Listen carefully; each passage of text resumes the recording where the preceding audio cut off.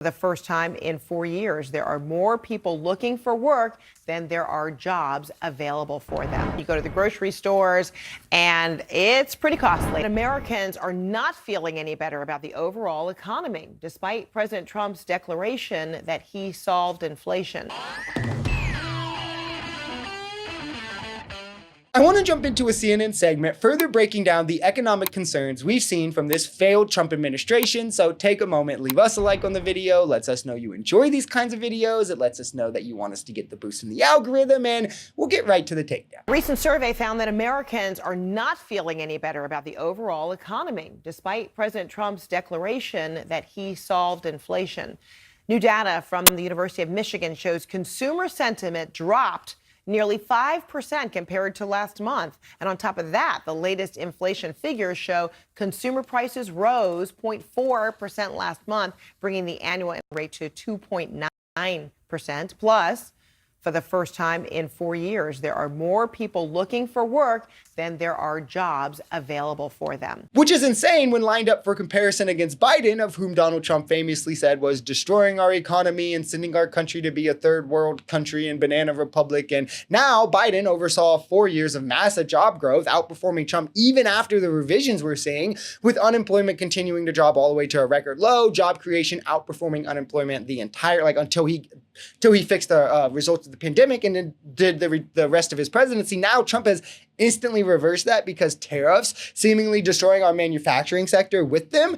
More people are filing unemployment than at any point since the pandemic, which is crazy and scary considering there's no external factor driving this. It's literally a direct result of bad MAGA policy, of which there's no indication of changing anytime soon because Trump is too stubborn to admit he failed with this bad idea. But it's clear that consumers are not happy. And, particularly in the job market is where we've seen a lot of signs that the market is just not strong.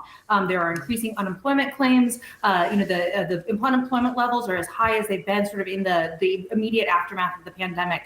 So that's a worrying sign. And this is likely going to lead the Fed this week to lower interest rates for the first time in several months. That means, rates on things like credit card payments and mortgages could come down, but it may not be enough for people to really feel that in their day-to-day activities. All right. Well, people will be anticipating that. They're hopeful about that. But at the same time, you go to the grocery stores and it's pretty costly. And don't let Trump fool you when he tries to tout these rate cuts inevitably to distract you from everything else crumbling around him. Those will help you demonstrably less than the rising prices and unemployment will hurt you. Where we cannot forget, this is all before millions lose healthcare, before millions lose food stamps, before rural hospitals close and universities lose massive funding for various research projects. And the list goes on, right? Rate cuts are a rich man's prize. Having a lower rate on your credit card isn't going to bandage the fact you're spending twice as much on your groceries or that your electric bill has gone up or any of these other disastrous effects being projected from the one big beautiful bill. Coffee, for example, has gone up considerably in the last year.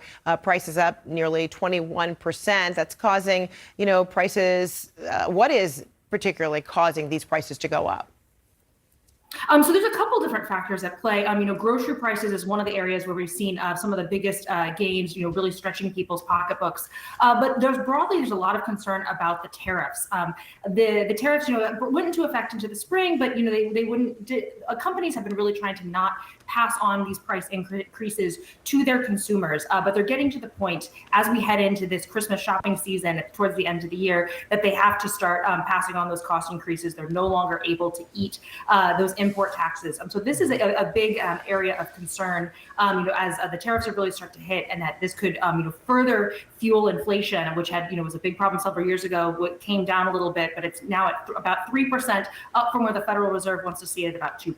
Mm-hmm. Paychecks aren't stretching as far as they need to or as far as people want them to. And we're already seeing this affect farmers. We covered this on the channel, and this will have a direct effect on food prices. So it's not just like farmers, right? It's you and me. Compound that with the immigration crackdown, and this could be even more than we're expecting or experiencing right now outright in the next couple months. We're seeing it affect manufacturing. We covered this in this video. We covered this time and time again with the huge layoffs, right? The job losses in multiple months. There's also hesitancy, though, in other fields and other sectors, as they're all currently underperforming where the projections had them for this time. And the things that are harder to track, but you can imagine things like hours and wages being held up, and those where companies are scrambling to protect their bottom line at all costs. So if you were expecting that raise this quarter, you're not going to get it. If you were expecting that Christmas bonus, you're not going to get it. If you were expecting extra hours to save up for holiday shopping, you're not going to get it.